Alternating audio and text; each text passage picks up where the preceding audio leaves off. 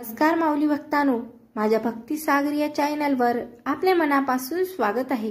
गजानन महाराजांच्या कृपेने तुमच्या सर्व चांगल्या इच्छा पूर्ण हो हीच महाराजांचरणी प्रार्थना। आज आपण महाराजांचा अनुभव ऐकणार आहोत।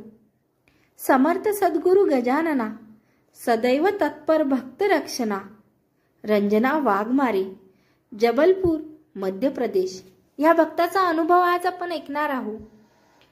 जय गजानन। परमार्थातील अनुभव हे अनुभवण्यासाठीच असतात।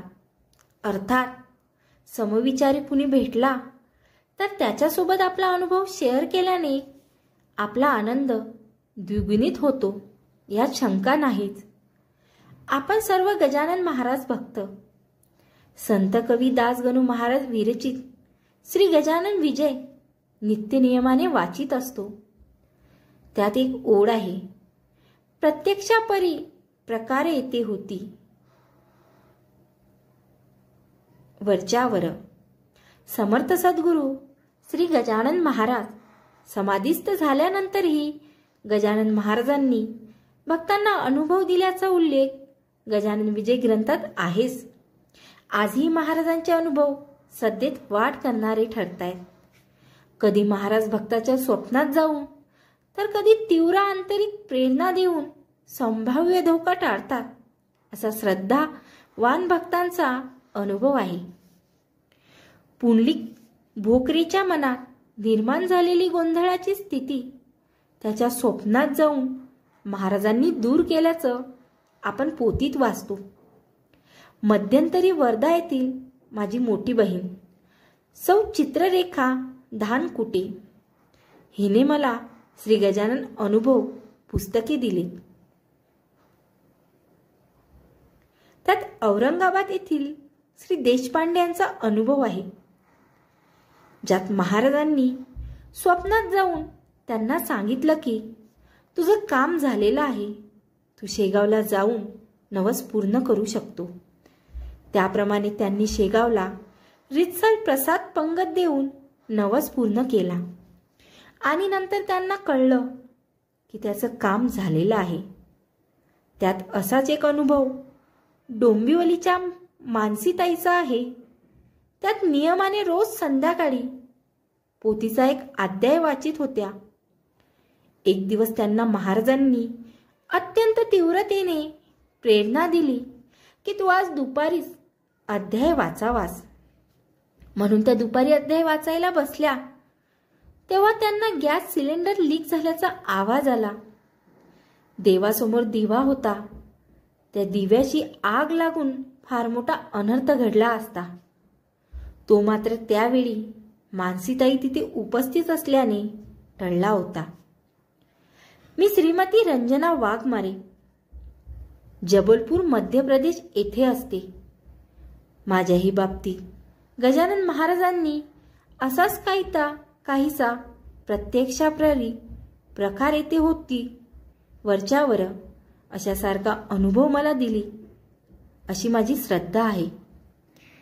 वर्धा येथे माझे माहेर। माझ्या माहेरी आध्यात्मिक वातावरण होतं।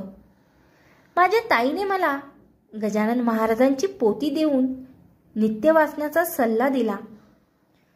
मध्यंतरी माझ्या मिस्टराचं आकस्मिक निधन झालं, तेव्हा महाराजांचा मोठा आधार वाटून मी दुःखातून सावरू शकले। सध्या माझा मुलगा प्रियांशू आणि सून शेफाली व मी असे 3 जण जबलपूरला राहत आहे। गेल्या पावसाळ्यातील गोष्ट, माझं गजानन विजय पारायण सुरू होतं। गजानन विजयमध्ये एक गोष्ट आहे बाळापूर जवळील मोरगाव येथील मारुती पंत यांची। त्यांच्या शेतात राखणदार म्हणून तिमाजी नामक माणूस ठेवला होता। खड्यामध्ये धान्य ठेवले होते। एके रात्री तिमाजीला गाढ झोप लागली आणि गाढवे खड्यात शिरून धान्य खाऊ लागली। तेव्हा महाराजांनी तिमाजीला आवाज देऊन जागे केले। त्याचं वर्णन दासगणू महाराज करतात। राखणदार झोपी गेला, गर्दभाशी आनंद झाला। ते खाऊ लागले जोंधळ्याला राशीत तोंड घालून हा पांड्या मारुती पंत महाराजांचा होता भक्त. म्हणून सद्गुरु रायाप्रत लीला करणे भाग आले. क्षणात जाऊन मोर गावासी हाक मारली तिमाजीसी. अरे जागा होई त्वरिसी रासेशी गाढवे पडली ना. ऐसे मोठ्याने बोलून तिमाजीस जागे करून महाराज पावले अंतर्धान. खड्यामधून तेदवा. या ओव्यांनी आठवण व्हावी असा प्रसंग माझ्या बाबतीत घडवला. 15 ऑगस्ट शनिवार. जबलपूरला त्या दिवशी मुसळधार पाऊस सुरू होता. सर्वत्र पाणीच पाणी झाले होते. घराबाहेर पडता येत नव्हतं. पाऊस सुरू.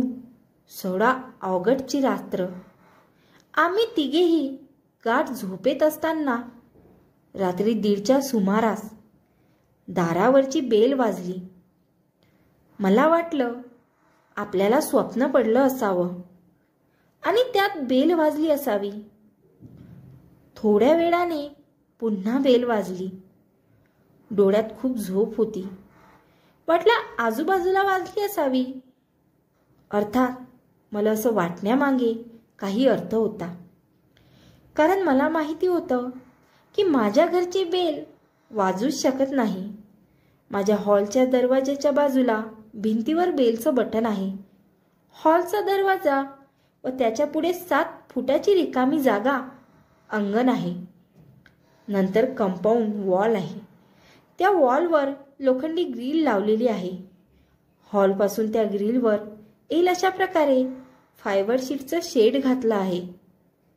हॉलच्या दारासमोर फाटक येतं. त्याला रात्री कुलूप लावलेलं असतं. कुलूप काढून फाटक उघडून आत आल्याशिवाय कुणी बेल वाजवूच शकत नाही. एवढी खात्री असल्याने मी वाजणाऱ्या बेलकडे दुर्लक्ष केलं. पण मी उठत नाही हे पाहून बेल पुन्हा पुन्हा वाजू लागली. आता मला आश्चर्यही वाटू लागलं आणि खूप भीतीही वाटू लागली. पण आता मी हिंमत एकवटली आणि अंथरुणावर उठून बसले. मुसळधार पाऊस सुरूच होता. मी मुलाला व सुनेला आवाज दिला. त्यांना बेल वाजल्याचे सांगितले. आम्ही सर्व हॉलच्या दाराजवळ गेलो. भीतच दार उघडलं. समोर बाजूला बघितलं पण कुणीच नव्हतं. फाटकाला कुलूप तसंच होतं. मग बाजूच्या खोलीचं दार उघडून बाहेर बघितलं. तिकडेही कुणीच नव्हतं. प्रियांशू मला म्हणाला, आई कुणीही नाही. तुला भात झाला असावा. आता तू झोप. प्रियांशू असं म्हणाला तरी मनातून मी जाणून होते की बेल नक्की वाजली होती. कारण एकदा वाजली तर भास, पण अनेकदा मी ऐकली होती. मग मला जागा कुणी केलं आणि का केलं? मनात असे प्रश्न घेऊन मी बेडरूमकडे जाऊ लागले.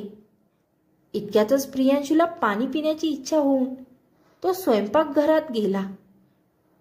त्याने तिथूनच मला आवाज दिला, अगं आई, हे बघ स्वयंपाकघरात सर्व पाणी शिरलं आहे.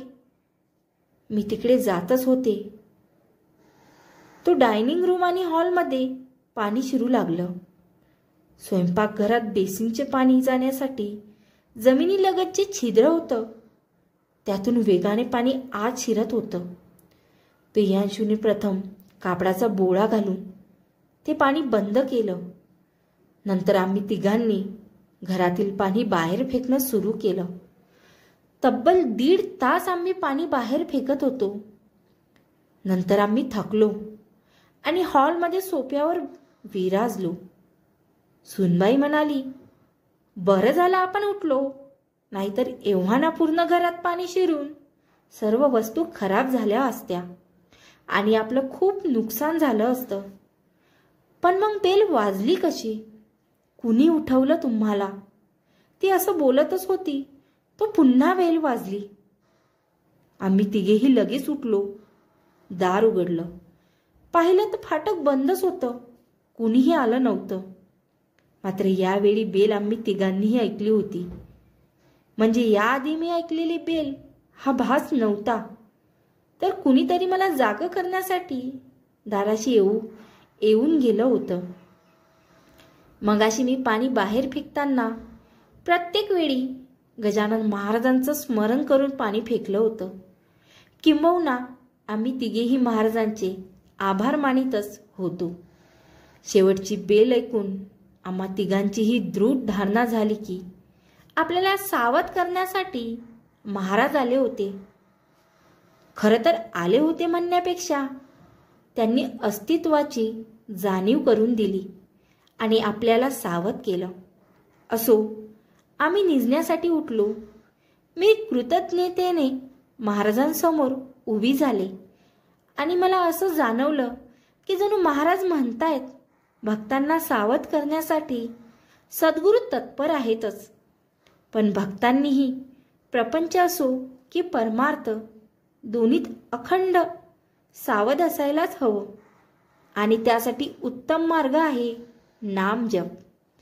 ही कल्पना मला सुखावून गेली आणि स्वाभाविकपणेच मी पुटपुटले, श्री गजानन जय गजानन, श्री गजानन जय गजानन. व्हिडिओ आवडल्यास कॉमेंटमध्ये जय गजानन लिहायला विसरू नका. जय गजानन. आणि तुम्हाला जर तुमचे अनुभव माझ्या भक्तिसागर या चॅनलवर सांगायचे असतील तर 735 32 551 या नंबरवर तुम्ही तुमचे अनुभव व्हॉट्सअपद्वारे आमच्यापर्यंत पोहोचू शकता. जय गजानन.